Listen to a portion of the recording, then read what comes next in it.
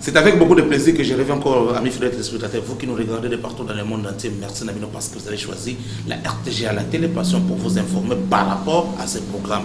Et quand merci parce qu'il s'appelle Fils de partout dans le monde entier. Plus de 220 pays, beaucoup réagir par rapport à cette émission.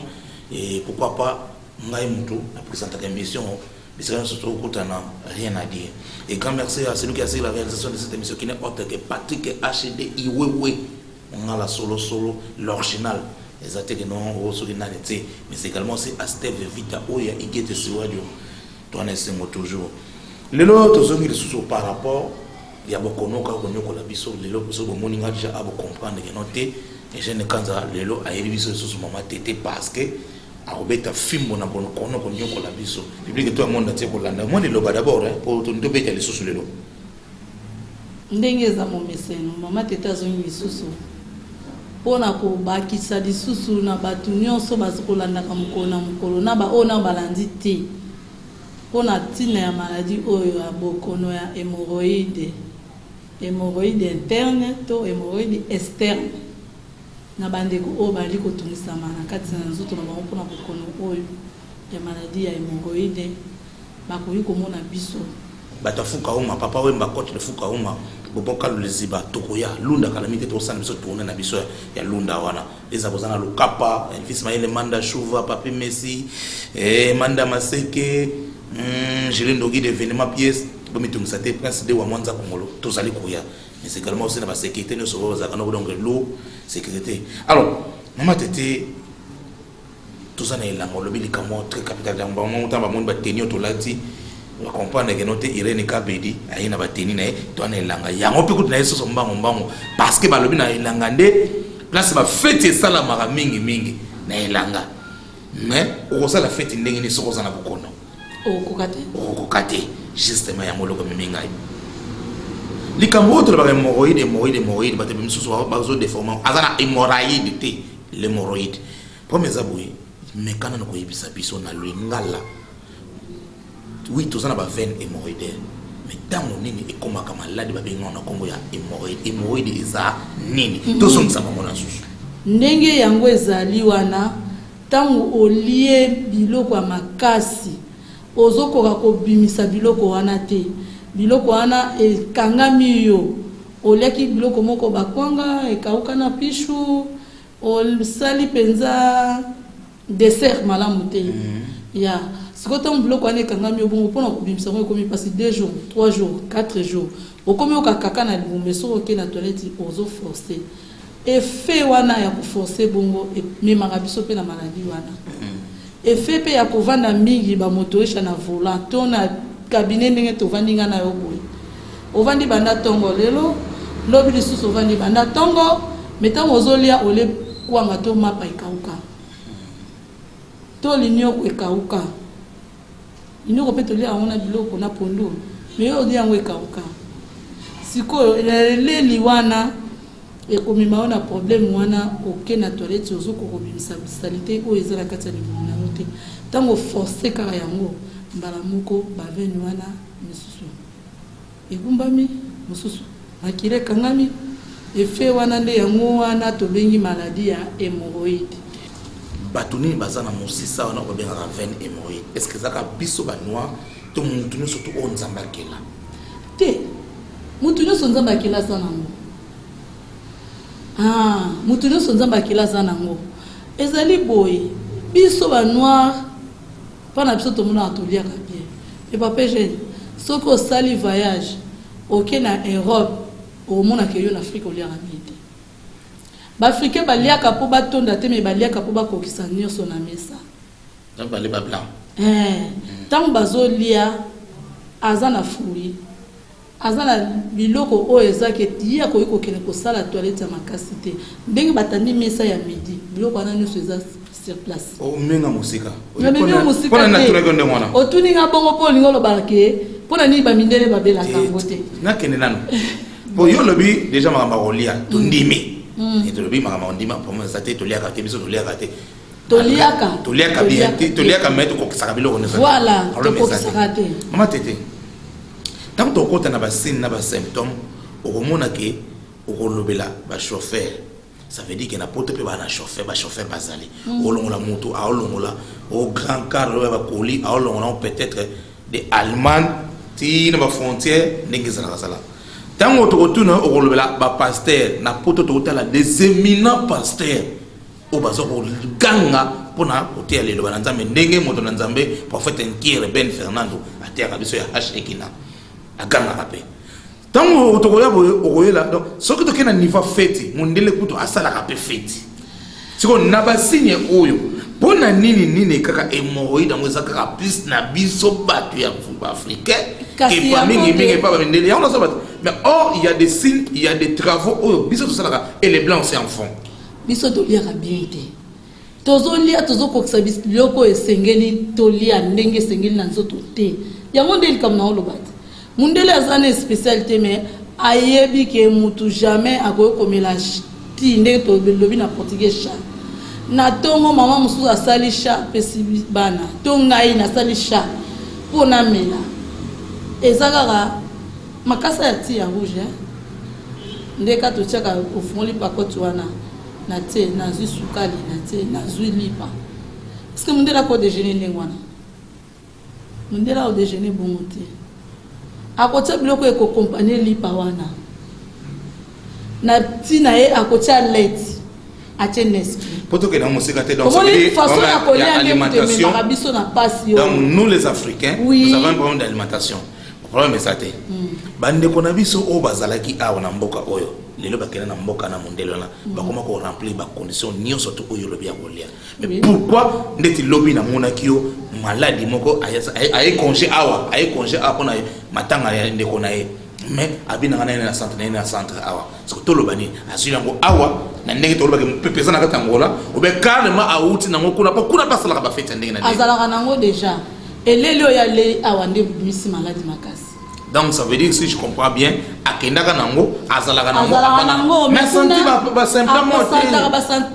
symptômes te pour azolia bien et pas ça la fête normale azolia bien non mais il y a le big eza talaka ndeka le bag na moni Afrique na bino yo kende bosolo kende yango omoni biloko wana nde nazoloba ke biso to ye bandenge ya kolia ya ndenge ya malamu ezaka te ozana mbongo ebele mbongo no ya mukie oza nango yo moko pe koyeba kosomba eloko olingi kosomba na mbongo na yo po eza nzoto na yo Rose Lontadi la tosololaki ne alabaki na wana tona boy nini esala est-ce que bozana ba produit oyo ekoka ko attaquer hémorroïde à la source c'est-à-dire à partir à la source que tango kaka meli produit na esili a bosser nango libela na vinai oh nazoka bato ebele mingi awa nazoka bato ebele awa lobi na bela hémorroïde nazwa traitement awa banda tango wana nakoma kolanda kolia na ngai régime na ngai ndenge bapesalanga conseil lelo na ye kotika ndeko oyo ah donc ça dit bino na centre mine za ndeni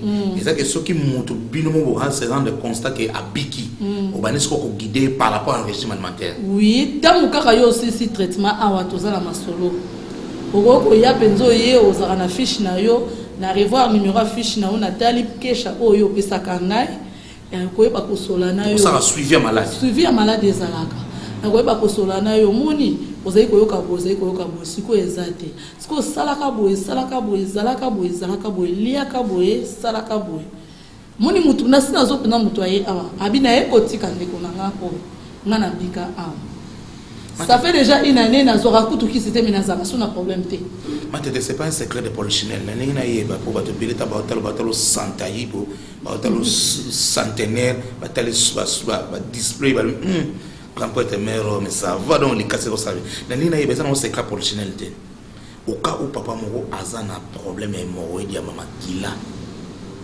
et que sengi bosala bo on est amnèse et sengi bosala amnèse ndeti yosko mo bala bato abino centre no sala ka ndengene parce que eza question o bana base belé ba mama belé ba koma ko banga poto monde ba mama belé ba bimi na Kinshasa o nga na pesa ka bo mais azo balate sko motazo mona ke note mobali na ngaza na problème mais na ko tine pa mama na ndengene po yo za secret le kasa bon moi je place dans Ashley oui Patrick comment la té zela omoni ndeko tuninga amnese ezaneni amnese ezali consulta clinique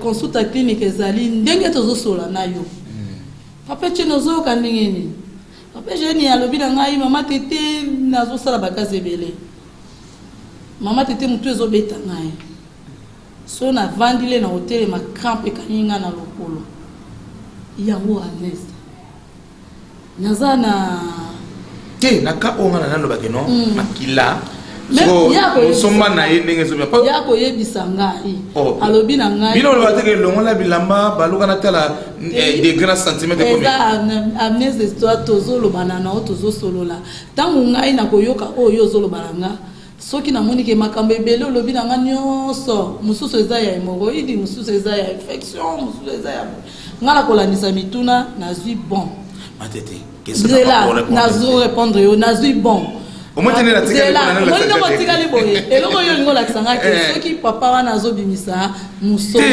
c'est ça nga ngeza la boye eza ke mutu wana azokoka ko expliquer ti maladie yango te ndenge musoma ezobimela ye akoka te neni nzoto na ye akoyebisa nga c'est papa na mtema be papa na somba déjà ba gant te omoni batu mususu ayebi te alobi na ona sokovanda te nayebi te so hypothèse ali nga nazala mpe na baka sikondo kozana bakambo bala bato sokosande papa aza maladi nga naza munganga mobala bato eza na rapport moko te na ngai bamama bele baokima bamama oyo bazokimisa mibali na bango awa bango nde bato bazobebisa mabala na bango soki papa wana aza na pasi totie baga mpona nini mpo ndenge toza lelo gamfe ezala kaka peut-être nakosimba yo mpo nabalola yo olakisanga esika moko mponga nakosimba nzoto ya motu bongo te c'est-à-dire ndenge za boye na centre na bino koza très bien organisé soki etali mama oyebi ndenge kosala soki etali papa moto mpe azali aza uniquement eza teke place wana comprendre na kantike yo mpo bamama ebele na kini te na comprendre je crois que bacomprendre tout est bien organisé ici. Moto azali boso na bino ezali votre humble serviteur Pasteur Richard Ipanga. Nabengisi bana nzambe nyonso biso nyonso tokoya tosangana le 27, le 28, le 29 ya 7e mois. Biso nyonso toya le 27, le 28, le 29 tosangana. Tozana 3 journées ya munene makasi. Nabengisi bino nyonso bozana ba problème. Nabengisi bino nyonso bosambeli bokomi na suka. Nabengisi bino nyonso bozana ba problème ya maladie, quel que soit problème nino eza kotungisa bomoi na yo.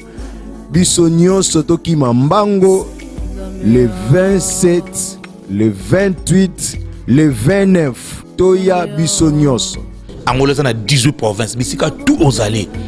Le 27, le 28, le 29 juillet, biso nyonso. Toya ko vivre Nzambe ya Pasteur Richard. Nzambe ya Pasteur Richard il pamba po auti en Afrique du Sud. Déjà ba na Belgique, déjà ba na monde entier ba vivre déjà Nzambe ya Pasteur Richard. Na yango biso sikoyo le 27 oyo, le 28 oyo na le 29 juillet to kutana pour vivre Nzambe ya Pasteur Richard. Yom to na ba problème. Partout c'est quand nous allés. 3 jours oyo, ezali 3 jours ya grâce. Place ya événement eza place on a telemi, place bomoni ndeko na bino a telemi a des place événement kozala. Na 3 jours wana tozana le 27, le 28, le 29 juillet.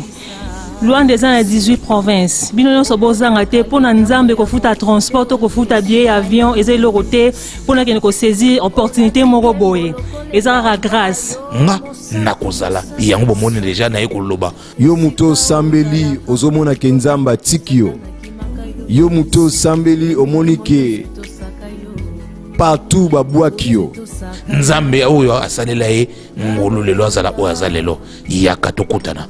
Soko yete etalio menga nakozala. To profiter de l'opportunité Nzambe wana asala na biso. Car les irmãos em Cristo, nós tivemos tantos problemas aqui em Angola, recebemos um grande servo de Deus, aqui está em Angola o pastor Richard, ele veio para realizar este evento. Você que és doente, estás tanto tempo. Sou na Golf do Josué, Vila do Gameki, bakitisi na logística, utunika regreja terrano, ba orienté yo. Yebisa muninga na yo, quel que soit problème nyonso azanango, to sanga na biso nyonso na 3 journées oyo.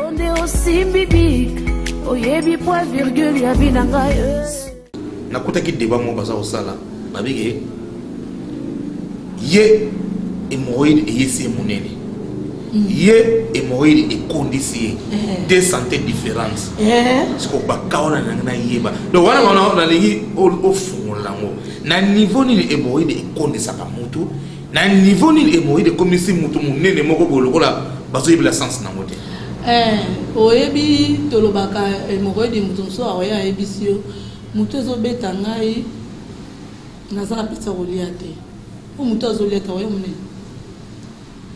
hémorroïde ebetaka mutu selon organisme na ye na organisme ya mutu mosusu apesa kolia eza nango mais azobela hémorroïde ekomokoma kutu makasi omoni ebandi okende mpe na externe mais aliaka na ye bo akokonda kwa mutu mosusu akondi ozomona mpe akende ngai aza wana akoma mal à l'aise alikolia soki ale kutu eza ngamba mwa moke aleki azolukaki ekobimisa yango ezobima te po alia mpe boye biloko na monoko ya sani ya biloko yango oyo me po alia azokoka te nazokaka motu ezobetanga makasi nasali traitement malaria mbala 3 nazozonga na contrôle plus moko ezokufa te monoko yango eza kaka na gu ya kolia eza te eloko nyonso nakotiaka monoko nazoka yango be te nazolia kaka malala ya moto andenge wana kodimine kaka poa moni différence mutu aza na peti ya kolia te aodimine poa mutu mosusu aliaka na ye bien makambo nyonso tout bien nasala baconsulte ebele aomona mutu mosusu aliaka bien makambo nyonso eza bien nyonso nyonso eza bien mais mpo oyeba ye mpenzaka eloko oyo ezosala ye eza hémorroïde okosola na ye mwa mingi okotuna ye mituna mwa mingi oyo ekoko oyeba amona sikoyo ebandi kolamusa ye solo mpenza namona ape ndenge wana aleyo ko bandi koyeba sikoyo aleloko tuna mituna ebele ozwi mayele nini oyo nakokopesa elekisi mpo na mutu mosusu aza monene mosusu aza moke bango nyonso bazobela hémorroïde eza kaka bamosusu azolia te bamosusu azolia na ye mpe moya konde eza te. Donc si je comprends bien, l'hémorroïde en principe tout tourne autour de l'alimentation. Voilà. Donc ça on comprend bien. Exactement. Le problème majeur tout ça on a niveau de Afrique et c'est le problème de l'alimentation. Kolia kaka. Kolia. Amis fidèles téléspectateurs, pour le maman tété, sur molia, pour le maman tété. So essayez d'entretenir les autres, le maman tété parce que tu vas découvrir que tout tourne aujourd'hui autour de l'alimentation. Tolia comme tolia nini. Problème de angwana. Problème eza wana penza tolia nini. Esengeli pe tolia nini. Faut pas le croire. La télévision et c'est un problème à temps. Est-ce que Tangawis d'abord traité l'hémorroïde? Tangawis exemple mamoko ezali na ba traitement belé. Exemple mamoko ezali misale belé. Mais bato musu basala rango asali ji ya Tangawisi azwi eloko musu pe atie na kati onga na yebi te. Donc je peux savoir proprement Tangawisi eza ki seta ya hémorroïde te. Donc azoba noté mama muga sénégalais bima pesa nga Tangawisi mena ebisio manga de Joana ayoki makambo na nzoka nde ayibite bacha ba na kati. Le baba sala ki eloko musu zo penze te pe na yebi te.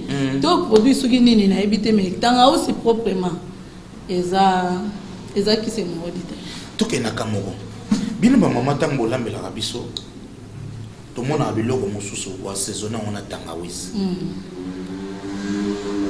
lelo beaucoup ko peksa biso to liaka mingi pilipili siko nakata Tangawisi to yoka mwa pilipili wana na ba biloko to liaka wana ndete par exemple bino ngana lia ndunda bazulinga basalenga mwa pêche na Tangawisi na mwa pilipili wana. Est-ce qu'il faut créer un problème? Pilipili à Tangawisi c'est créer problème. En quoi pilipili normal crée un problème? Pilipili normal les autres na pilipili moni ko soit ya Tangawisi ko soit malamu ko sini et ko sala opete que OK kosala toilette ozoka su pilipili ezoswa na nisi mpo oleki tangawisi ezala mpenza te tangawisi oyo mpe basaisonne kaka na pêche ezala te mais pilipili oyo apilipili soko olenga okomona efe wana mo te eza différent toboyi kolia pilipili te tout excès nuit tangawisi eza na misala ebele eza mpe kisi ekokotraite maladie mosusu oyo nga nayebi wana eza secret na etraitaka mpe maladie mosusu oyo nga nayebi eza mpe na bandeko mosusu bazolanda nga na minute oyo bayebi oyo nayelakisa bango sala tangawisi mpona problème wana mais mpona hémoroïde eza kisi hémoroïde te donc bato balobaka no te lelo na komelela tangawisi mwana wana ayebaka no tangawisi amelaka wana alongoli mingai na nzoto nalongoli hémoroïde te. Très bien répondu. Olga Latunda, donc alongoli mingai na nzoto donc tendance même mon cas alongoli kaka mingai mais alongoli hémoroïde alongoli malade traité maladie ngai ya dada zolana pekisaka bango bamelaka tangawisi te bamelana bango mpona mingai mais mpona hémoroïde te mpona traitement hémoroïde ya eza yango te. Alors bato oyo mingi bautilize baproduit oyo tokotanga bakombo te du genre baancoro bavigoral donc baagent extérieur lelo mingi batikala bongo mpo bautilize yango annexe mpo balakisa bango yango bino awa moto atikala deja yo ndenge wana parce que eza ka oyo nazwaki ya partir ya sanatoire wana moto atikala bongo c'est-à-dire ememe malade parce que baproduit ememaka malade atiki mpe moto keno te meme na ndenge wana ozela bandi nango ezoya lisusu te bozana baproduit oyo bakoya erevitalize ya solo papier hygiène ezali baproduit ya ndenge wana ezodépendre kaka na moto akokoma awa aloba sembo ndenge nazolobake ntango oye komona na biso yebisa ngai eloko nini ezoleka na nzoto na yo yango nde ekopesa nga mayele mpe makanisi ya koyeba kosala nini mpo na yo likasa nini yo nga na kopesa yo soki ozoloba makambo so obombani nga na oyeba ndeni ndakisa jeune fille wana alobaki na nga banda nabotama nano nazwa zemi te nzoka nde azwaka zemi ebeba na kati makili wana ebima nyonso tute moni échographie neti elakisaki biso siko yo tata mokolo oyebi problème ndenge wana oza nango olobeli nga te oyekaka olobi makambo moko eza likolo nga napesi yo kisika na ndenge oyo olobeli mais soki olobeli nga na mozindo nakoyeba ndenge nakobandela banda na se na lebandeli mpo banolamuka maleme wana mpe esengaka mpe alimentation mosusu ozozwa kisi eza mpe na ndenge ya biloko oyo nga na kolakisa yo oliaka biloko oyo obiloko wana mpe ezotonga lisusu vani kozongisa su bavitamine ya nzoto na yo otali ya wana donc eza kaka awa koloba lolenge yo ozoyoka na nzoto mpo biso mpe toyoka mpo biso mpe toyeba tokobandela ndenge nini tokokele ndenge nini na ndeko oyo. Vraiment na pesi biso nyonso mbote na kombo malamu mpe kitoko ya Yesu Masiya nazali ko profiter na occasion pour na inviter ndeko nyonso oyo azali kolanda biso na kwe nyonso azali na kati na mabele oyo na Angola kasi biso tozali pe partout na ete toza na ntango moko ya globalisation moto akoki koatteindre partout na mwa ntango moke na invité mpo toza na conférence na biso tozalaka na yango tobengaka conférence de distinction Kondi 2018. Alors je sais que mingi bayebi pe mingi bayebi te ezali vision moko nzamba pesa epai na ngai po ete na nzela na yango église corps ya Christ pe peuple nyonso monde entier azala alimenté na oyo ezali ba enseignement biblique ezala ba homme de Dieu comme tout le monde azali membre corps à Christ même yo oza membre corps à Christ te obengami na koya po ete na nzela nango okokutana na Yesu Masiya. Alors ekobanda les 5 ya mois ya août kino les 12 ya mois ya août na tongo toza na session na après-midi pe toza na session mais dimanche ya liboso ezali dimanche ya les 5 toza na après-midi pe na dimanche ya suka pe eza na après-midi Mais durant la semaine, de lundi jusqu'au vendredi, pour samedi, tokopema. Alors, tozali du lundi au vendredi, tozali la session à Tongo comme session après-midi. Session à Tongo, tozali un orateur ébélé. Oui, vraiment, Nzamba zali ko utiliser, bazana renommé, surtout na kati na mboka na biso awa na Angola. Alors, thème na Tongo, toko partager ezali bien remplir ton ministère. Basali na Nzambe, pe o nyonso ali ko travailler na kati na elanga na Nzambe, obengami po na édification na biso e ko sunga yo, e ko sunga biso nyonso vraiment. Mema pe bandeko mosusu baya e ko zala malamu mingi. Ba diacre, ba ancien, ba ouvrier, ba coopérateur, ba nyonso baya po ete toyeba ko zala enseigner.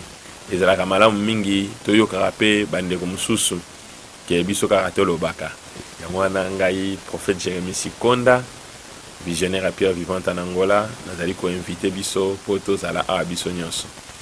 Et l'après-midi toza sur na thème mosusu ezali susu kitoko makasi pour l'édification na biso. Thème wana ezali les 7 manifestations du Saint-Esprit dans la vie d'un chrétien. Alors yaka vous allez alimenter la parole et la parole de Dieu. Je sais que la parole de Dieu ne déçoit jamais et tu ne seras jamais déçu. Ça sera une grande bénédiction pour nous tous et en particulier pour vous ou pour toi qui nous suit maintenant. Vraiment, Église Pierre Vivante en Angola, les alliés situés na Ojaïna. Arrêt Damakesha, Soko Kiti, Otuni Église Pierre Vivante, Baolaxo. So uti côté à Mabor, Ozoya Boye, Ndengo kita na Mupandia na Damakesha, Okati Makadam, Soko uti na Kuka, place Soko kita Malamoro to pesa Mukonde, opesi Mukonde zo kita no kume mamona Damakesha, Okoti Olobi na Zoloka Pierre Vivante, wapi prophète Jérémie Azali Mokambi. Je pense que l'invitation est là pour nous tenir na kombo na Yesu Masia. Merci beaucoup.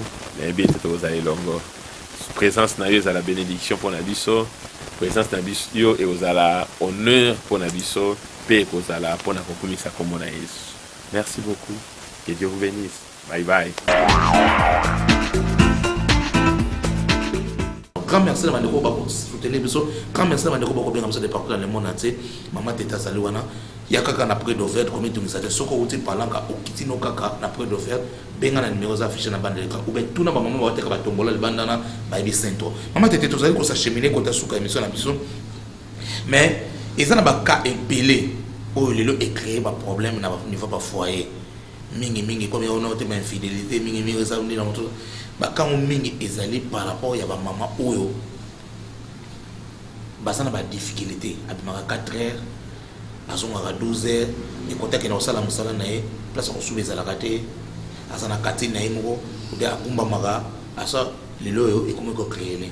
Est-ce que ezana symptôme moko ekozala très na infection ya kanisa ka noter eza infection pour ninga subaka na balabala ya mwana nde salika koma via berga koma gaz factus ne nzoka nde amiyiba ateke eza hémorroïde mutalolenga nde mwana akomi yiba ndenge nini ke noter eza l'infection te yazo kanisa meza nde hémorroïde mingi ezali pende hémorroïde ezali hémorroïde mama kimamba oswane nzoto osala bakisi na biso awa okomona pena nzoto ebandi ko changer malembe donc na minute mukie da ba 10 jours ezebele oyoki okomi ndenge mosusu pe bilembo ebele oyo banaye koyoka ngo lisusu te. Est-ce en kata sainte ezana bakisi oyo soki ameli donc définitivement à mon asso a remarqué makambo ba plainte de choix mingi ba perte blanche ba ndenge wana eza coloré eza ba infection moko oyo comme maya makasi tozana ba antibiotique na biso awa oyo ko soigner penza to ko landisa ko sangisa yango ko pesa na ndeko wazana pasa ndenge wana kino okoma. Mais est-ce que perte blanche ça rappelle synonyme à saleté? Il y a une infection. Il y a infection. Mais rien à voir avec l'hémorroïde. Non. L'hémorroïde ne produit pas de perte blanche. Il y a des infections. Des infections. Maman, je crois que vous avez. Maman, Tété, merci Nayo. Merci Nandenge. Vous avez fait opportunité. Auteur autour de la méthode, où ça vous déranger Bandeko. Et ce que vous avez un lot par rapport à l'hémorroïde, na moi résumé moqué. au clone on a pas na bandeko peut-être jusqu'à preuve du contraire ba ko miyeba te que non et mourir pe bomaka ya bandeko na ndenge motuna papa journaliste de ça tuni biso papa Eugène Kanza toni koloba ya boye ndeko oyo ozomona na kati ya nzoto na yo soki ole na tongo ole na midi ole na pokwa lobi so ole na tongo ole na midi ole na pokwa soko okokini kosala toilette te ozoyoka ata molali na buto ozotoka makasi malgré toza lilanga ovandi mingi ntango olingi otelema boye crampe ekangi na lokolo ozomona vision musika ozomona malamu te po tanga okotanga te na musika miso ezozala mwa kilo noki tokomi 19h 20h yo okomoyoka mutu kilo miso kilo okiola na mbetu ekomi elengi makasi yaka omona biso ezali moko ya babilembo ona uti kotanga wana pe ekoki kosala na nzoto ya mutu nyonso mbala moko te me ekoki kosala yo moko ndeko mosusu mokomosu esali yo na baona tangi yaka omona biso bisika toza na près de verre nde tokoluka opesa yo solution na makasa oyo biso tozali na yango na sepeli mingi na bato nyonso bazwi occasion ya kolanda biso na nyonso boyoki tomitala malamu chao tomitala malamu bandeko merci na bino de partout dans le monde entier ndenge bolandi programme oyo mituna eza ebele mettez quoi TV ça commercial tokoki kosilisa nyonso te benga biso tinda ba texto na yo to ko répondre par rapport ya ba problème ko déranger yo nous faisons seulement notre travail parce que c'est ça où nous to yokola ki kaka to za kana musala mo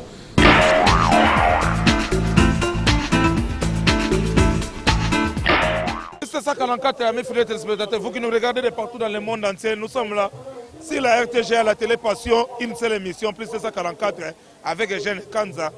Émission TV Zalaka Moko Don Yeyo. D'ailleurs, pas ma pamba sur na barbecue parce que j'ai été invité. Et vous qui nous suivez de partout dans le monde entier à Kinshasa, oui parce que en direct à Petrangol et pas Iwapi le l'autre barbecue. Barbecue à mon nene et l'artiste Patrick Beckham. Oyo bandeko ya ba organiser pour naïe. Donc là ma vimpi bandeko so ba sangani lelo pour organiser barbecue mon nene toujours na compte ya arrivé à Villanova mais mingi ya Patrick Beckham dans staff naïe. Nous sommes là, nous faisons notre couverture médiatique. Merci à toi, Abba Vision, mais également à Pessimation Medicine. Donc, au bout, ça n'a pas monté, Steve Vita, il y a Iget Sewadio, mais également à Patrick H.D. Iwewe. Merci à Dada Zolana. Dada Zolana, tellement que je suis là, Papa Chéri, là, va tout, au solo là. Soucha Maboko Bank, merci Nabino Bandeko de Soto. Bana Lunda, n'a aussi ces missions quand le dimanche, Nazana Bino déjà. N'a causé déjà dans le cas par Elvis Maël et Manda Chouva. Yebi saka papi Messi di Zamboka toko ya na ba vision. Donc yebi saka bango toko ya déjà mais également si toko bossa na te le boss est Tatilito na Mushinda papi tu Samba le directeur Kaba Sidike Mushinda wana na ko ya kuna mais na ko bossa na pete prince de wa Mwanza Kongolo wa to za na ferme Chikapa to bossa ni bongo te mama na biso zola donc toko ya du commencer à papi Dubaï donc au sanaté bande ko ba tellement belé toko ya mina mais awa to za en direct ya Petrangol et pas makambo ko lekela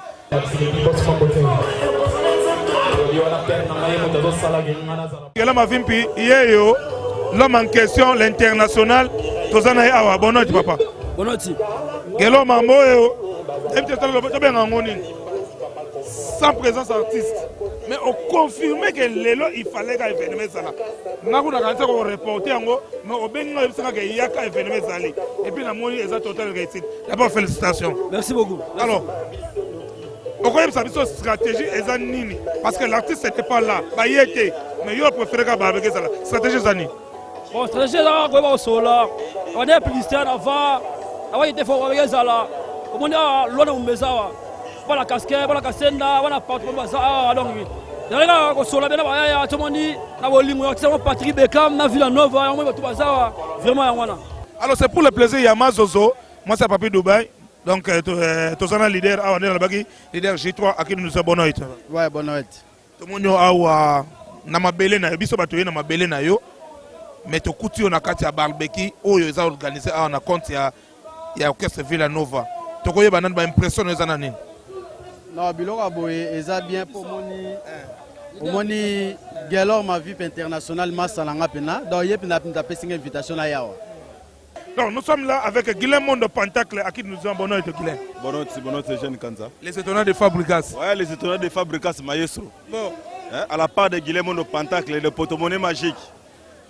Naturellement, Guilherme. Et là, comment on a Fabricas, comment on a Fabricas, c'est comme ça, na ville Angola, ça que tout le monde a moutiné, mon a 4.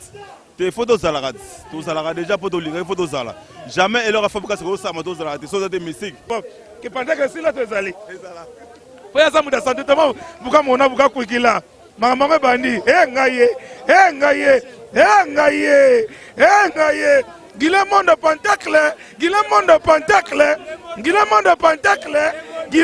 Pentacle, grâce à Barbecue, tu as dit que Pharaon, à qui nous sommes bonheur.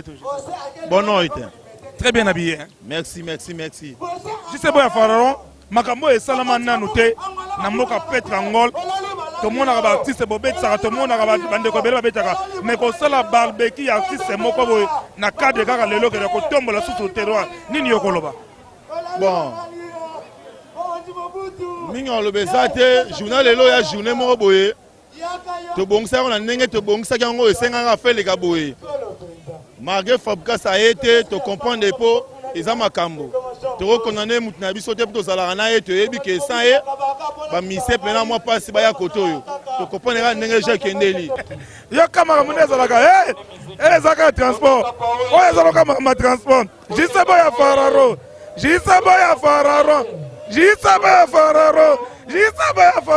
Merci pour mon évidemment, m'amener l'écran.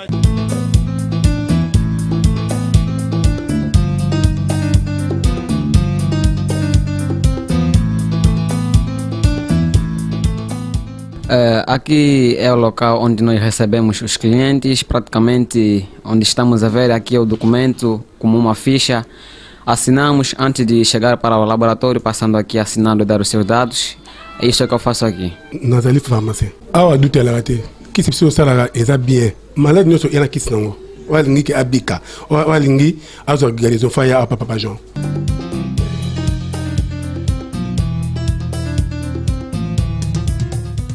Hoje a tenini ozo benga Papa João as agene. Awa eza laboratoire.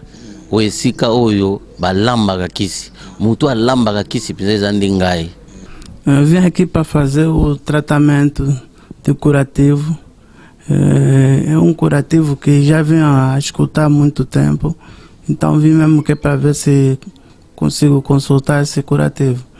Santé va mettre ngisa libo manyoko langa makasi madongi zaki soki na lali donc pongeza la gité. Ici na vraiment en tout cas ça va. Donc ozana tembepe ye ameki yango po abi batulampa ka ba mona belève. E ate bata magi wapi? Bachayo na njete wana jwa wazobuka. Biso toza ba pende toza ba choko. Kisi oyo ya mbasu toyebi yango banda kala. Na ba province musu baso benga yango tala. Donc tala wana ezali mbasu eza ya kindoki ya esprit mabe. Mutu abwakeli mutu po abeba akufa atikae. E to a notar que a evolução.